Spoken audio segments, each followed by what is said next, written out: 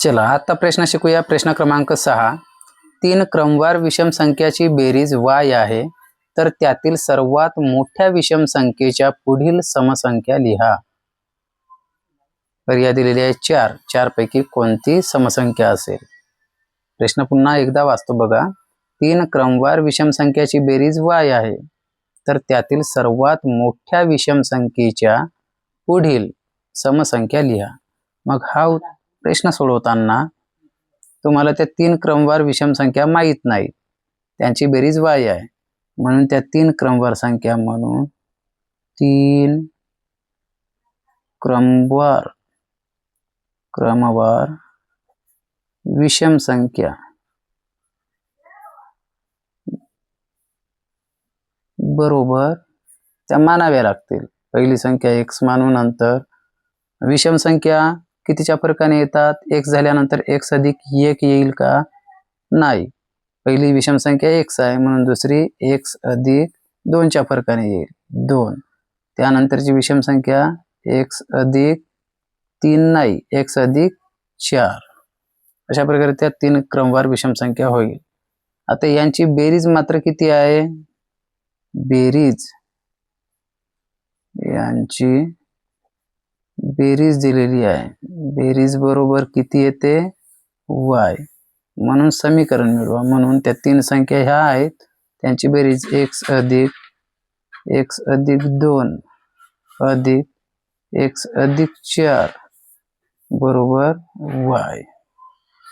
चला मग या तीनही संख्यांची बेरीज करतो. मग बेरीज करताना x तीनही स्वरूप पदे आहे, यांची बेरीज 3x अधिक 2 आणि 4 ची बेरीज 6 बरोबर y.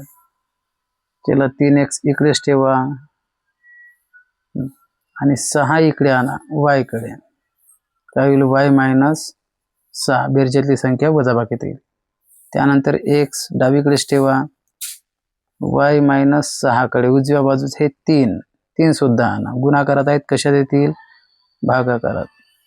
यावरून तुम्हाला पहिली 3 क्रमवार विषम संख्यामध्ये जी x होती ती x म्हणजे y मायनस 6/3 मिळाली. ही सर्वात लहान विषम आहे, ही मधली विषम आणि ही सर्वात मोठी विषम. तर मग तुम्हाला सर्वात मोठ्या विषम संख्येच्या पुढील समसंख्या काढायची आहे. म्हणून मोठी विषम संख्या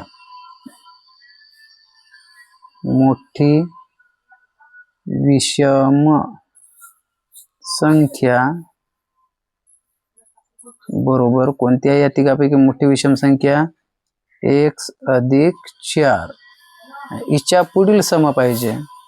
मग x अधिक 4 पुढील सम संख्या बरोबर, मग x अधिक 4 ही विषम आहे, तर हिच्या पुढील समसंख्या काढायचा असेल तर x अधिक 4 मध्ये पुन्हा किती मिळवावं लागेल? 1. म्हणजे तुम्हाला या विषम नंतर 1 मिळवल्यावर सम मिळेल. मग आता x अधिक 4 अधिक 1 किती होतात? 5. आता समीकरण हा सोडवा. x ची किंमत निघालेली आहे. x म्हणजे किती? y minus 6/3 plus 5. म्हणजे x च्या जागी मी ही x ची मिळालेली किंमत y मायनस 6/3 टाकली अधिक 5 बरोबर. आता मग या दोघांची बेरीज करा. y मायनस 6/3 प्लस 5 ची बेरीज. मग 5चा छेद काहीच नाही, म्हणजे किती असेल? 1 मानूया. मग यांचे छेद समान वाटत आहेत का? नाही. छेद समान करताना तिरपा गुणाकार करा. 1 ने y मायनस 6 ला गुणल्यास y मायनस 6 येईल. त्यानंतर म्हणजेच पहिल्या अपूर्णांकाच्या अंशाला या छेदाने गुणल्या, तसेच या अपूर्णांकाच्या अंशाला इकडच्या छेदाने गुणा. 3 आणि 5 ला गुणा. 3 ने 5 ला गुणा. 3 5 15 आणि छेदात छेदांचा गुणाकार. 3 1 3. अशा प्रकारे छेद समान केले. छेद समान झाल्यानंतर छेद एकदाच लिहा आणि अंशाची बेरीज करा. y मायनस 6 अधिक 15 अंशाची बेरीज करता येईल.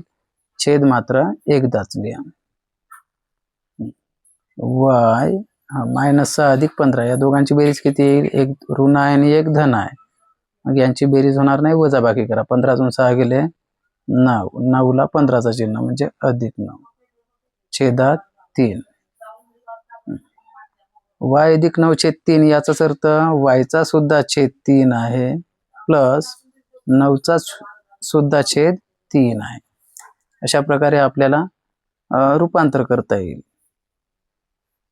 त्यानंतर y छेद 3 जसेच्या तसेच ठेवा अधिक 9 छेद 3ला सोडवता येईल. 3चा भाग 9 मध्ये किती वेळा जाईल? 3 1 3 3 त्रिक 9 म्हणजेच तुमचा उत्तर 3. छेदातला 1 नाही लिहिला तरी चालते. यावरून y छेद 3 अधिक 3 हा तुमचा उत्तर आहे.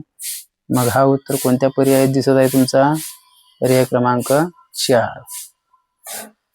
म्हणून तुमचं उत्तर आहे पर्याय क्रमांक 4.